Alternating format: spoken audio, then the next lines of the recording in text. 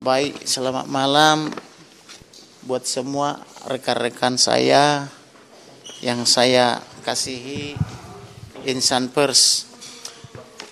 Sore malam hari ini kami membuat laporan polisi terkait dengan dugaan tindak pidana pencurian atau pencurian dengan kekerasan dan atau tindak pidana pencucian uang sebagaimana dimaksud oleh pasal 362 KUH pidana junto 365 KUH pidana junto tindak pidana pencucian uang pasal 3, 4 dan 5. Adapun terlapornya seperti sudah kita ketahui di pengadilan bahwa uang almarhum hilang 200 juta pasca dia dikubur tanggal 10, tanggal 11 dari dalam kuburnya dalam tanda petik masih mentransfer uang 200 juta. Tentu tidak mungkin almarhum Joshua melakukan itu. Sebagaimana terungkap dalam fakta persidangan, pelakunya adalah yang mengaku Ricky Rijal. Baik itu atas inisiatif sendiri maupun atas perintah daripada Nenek Putri Chandrawati. Jadi kita proses karena belum ada pertobatan. Kemudian jam tangan almarhum juga hilang. Jam tangan yang melekat di tangannya. Kemudian handphonenya juga 2 unit hilang. Sampai sekarang belum dikembalikan. Demikian juga laptopnya. Ditambah dengan rekening-rekeningnya. 2 rekening dari Bank BNI sampai dengan sore ini belum ditemukan dan atau belum dikembalikan. Demikian juga rekening dari Bank BRI, Bank Mandiri maupun Bank BCA. Satu lagi PIN emas pemberian pimpinannya, PIN emas itu juga belum dikembalikan. Kami sudah mewarning mereka selama 8 bulan. Tetapi tidak ada itikat mereka untuk segera mengembalikan kepada klien saya atau kepada saya Samuel Huta Barat, demikian juga kepada Ito saya Rosti maupun bera saya Yuni. Oleh karena itu supaya mereka ini kita bantu bertobat, jangan sampai mereka nanti keburu meninggal masuk neraka, maka kita ingatkan melalui perbuatan laporan polisi supaya mereka nanti tersadar karena ini ancamannya 20 tahun tindak pidana pencucian uang karena menggunakan transfer media bank. Oleh karena itu sebagai kita negara hukum yang tentunya harus patuh hukum karena ada fakta-fakta hukum baik temuan kami maupun temuan penyidik maupun fakta persidangan di mana barang-barang almarhum masih dikuasai oleh para pelaku, maka kami laporkan tindak pidana pencurian dengan kekerasan junto tindak pidana pencucian uang. Itulah kira-kira laporan kami sore hari ini atau sore menjelang malam ini. Terima kasih. Berarti kira-kira total kerugian semua itu berapa Bang? Ada 3. Kerugiannya yang jelas di atas 200 juta. Termasuk handphone dan laptop. Termasuk handphone dan laptop di atas 200 juta karena yang sudah nyata ada perpindahan uang tanggal 11 Juli yang harusnya itu jadi milik ahli waris sampai sekarang tidak kembali. Jadi itu sudah 200 juta ditambah nilai laptop, handphone, ditambah dengan PIN emas, jam tangan dan sebagainya. Tentu di atas 200 juta. Kemudian kami sore ini membuat 2 laporan polisi. 1 laporan polisi model B tentang tindak pidana kejahatan pencurian dengan kekerasan junto TPPU. 1 lagi laporan polisi model C. Model C ini untuk mengganti atau untuk pengurusan segala barang-barang milik almarhum untuk mengurus hak-haknya, apakah itu hak taspen, asabri dan hak-hak lainnya karena almarhum dengan dia meninggal tentu ada pewarisan, akibat kematian itu adalah pewarisan.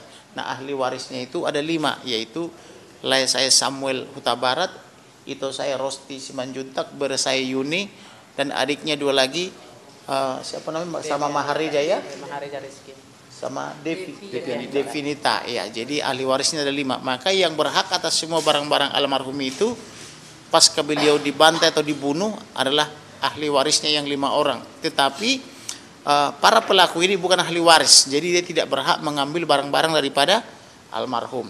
Begitu kira-kira. disebutkan 8 bulan ya. Kenapa kok bisa begitu lama kok baru hari ini? Waktu itu saya sudah bertemu dengan Kabareskrim Polri menjelaskan bahwa ada yang hilang milik almarhum. Tadinya harapan kami laporan pasal 340, Junto 338, Junto 351 ayat 3, Junto pasal 55 ayat 1 KUH pidana akan dikembangkan oleh penyidik. Karena saya sudah menghadap sendiri kepada Kabareskrim, bahkan di depan saya dipanggil 2 direktur berpangkat Brigjen Pol, yaitu Dirtipidum Polri dan Dirkrimsus atau Direktur Ekonomi dan Khusus, tentang penyampaian saya bahwa berdasarkan laporan intelijen saya waktu itu ada dugaan pencurian uang 200 juta pada tanggal 11 Juli. Nah, harapan saya waktu itu akan ada pengembangan penyidik, ternyata tidak dikembangkan. Yang fokus mereka itu hanya fokus kepada pembunuhan terencana, junto pembunuhan biasa, dan yang dibuktikan di pengadilan hanyalah pembunuhan terencana dengan ancaman atau dengan vonis untuk Ferdy Sambo dari tuntutan seumur hidup menjadi pidana mati, untuk Putri dari tuntutan 8 tahun divonis menjadi 20 tahun, untuk Kuat Maruf dari 8 tahun menjadi 15, untuk Ricky Rizal dari 8 menjadi 13, dan untuk Barada Richard Eliezer dari 8 tahun dituntut menjadi dari 12 tahun dituntut menjadi 1,5 tahun. Artinya di sini memang ada putusan yang sangat kontroversial, di mana ada yang diberatkan sampai hampir 2,5 kali lipat, tetapi ada juga yang sangat diringankan dengan diskon hampir 85-90%, yaitu untuk Barada Richard Eliezer. Barada Richard Eliezer berhak mendapatkan itu karena dia telah bersikap baik, menyesali perbuatannya, meminta maaf, dan berjanji dia mengungkap perkara ini, dan itu semua sudah terjadi, maka dia layak mendapatkan itu. Sedangkan yang lain sampai dengan sore malam hari ini belum bertobat, belum meninggalkan cara-cara yang jahat, maka wajar mereka divonis lebih berat daripada tuntutan. Termasuk juga ini, barang-barang almarhum belum juga dikembalikan. Oleh karena itu kita membantu mereka ke jalan yang benar dengan cara membuat laporan polisi, bukan dengan main hakim sendiri, bukan dengan main hakim jalanan. Jadi kita bantu mereka meninggalkan cara yang jahat, masuk ke dalam pertobatan agar mereka menyadari perbuatannya, dan ini juga nanti menjadi alasan pemberat kalau mereka berani banding, termasuk kalau mereka berani kasasi, karena masih ada tindak pidana lain yang akan menyusul, kan begitu. Inangnya pengennya barang-barangnya kan gimana, balik kah atau seperti apa ini untuk barang-barangnya almarhum sendiri? Gimana? Pengennya maksudnya langsung balik atau gimana nih balik barang-barang yang berada di tangan yang tidak tepat ini? Ya seharusnya kalau itu barang milik almarhum Yosua, anakku, itu kan anak aku, jadi kami ahli warisnya.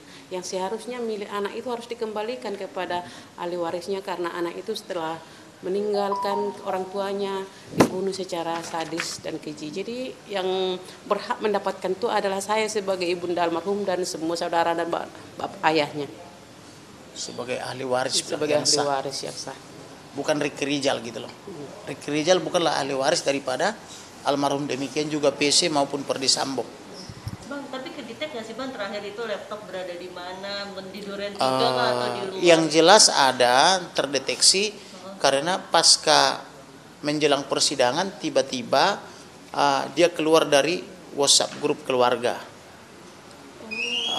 Jadi selama proses penyidikan sampai penuntutan mereka itu tetap satu grup, artinya mereka mencoba berusaha memantau WhatsApp keluarga. Tetapi ketika mau sudah penyidikan pengadilan atau sudah mau persidangan, mereka keluar dari grup, dalam arti Joshua keluar dari grup keluarga. Itu juga saya laporkan kepada Kabareskrim Polri maupun kepada penyidik Polri.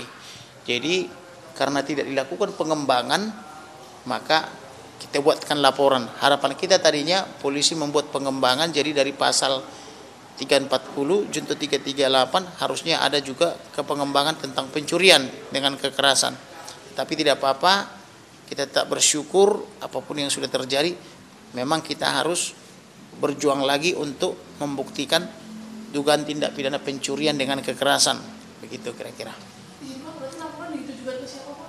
Laporan kita tujukan kepada polisi, tentu kita buat laporan di Polda Jakarta Selatan, tetapi terlapornya memang dibikin sementara dalam lidik, tetapi di dalam fakta-fakta persidangan Ricky Rizal sudah mengakui bahwa dialah yang menguasai handphone dan laptop serta melakukan perbuatan pemindahan uang dan atau pencurian uang itu dengan dalil menurut dia itu uangnya Putri, tetapi menurut pemahaman kami itu uangnya ahli waris.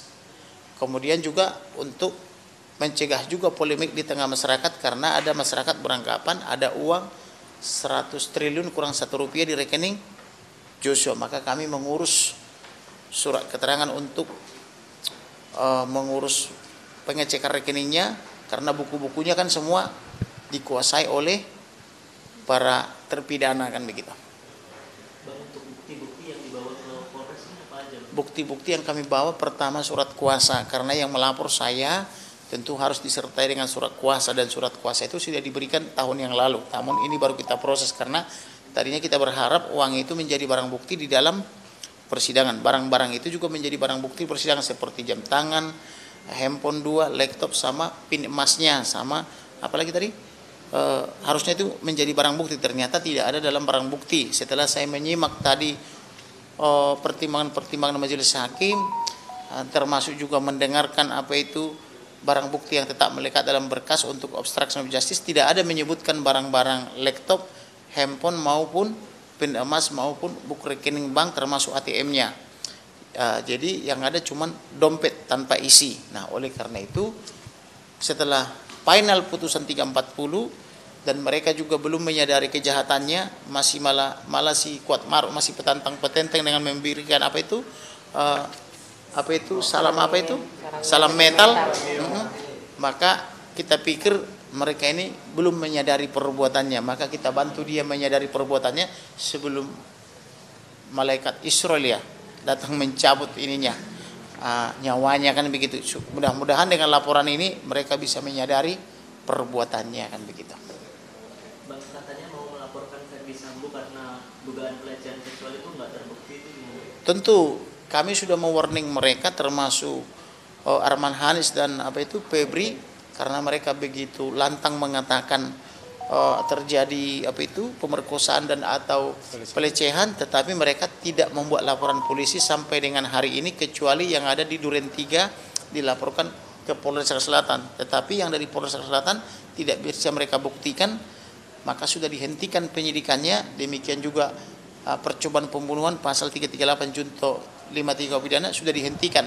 Maka sebenarnya dengan dihentikannya penyidikan, harusnya mereka menyadari dan minta maaf, tetapi mereka terus mengganti tempus delicti dan locus delicti menjadi ke Magelang tanggal 4. Kemudian karena berhasil kita patahkan tanggal 4, lalu mereka ganti menjadi tanggal 7, tanggal 8 kan begitu. Jadi oleh karena itu, karena mereka belum ada kesadaran untuk menyesali perbuatannya, maka kita juga sudah mensomir baik Ferdi Sambo, Putri maupun penasihat hukumnya agar berhenti menyampaikan hoax itu kepada masyarakat, karena mereka juga tidak pernah membuat laporan polisi lagi setelah di Jakarta Selatan.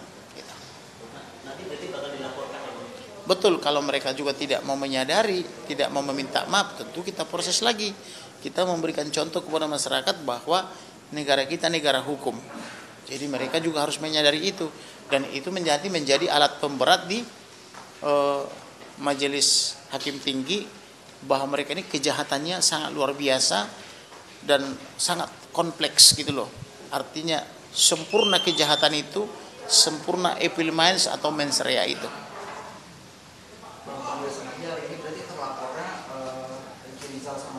Dan kawan-kawan ya.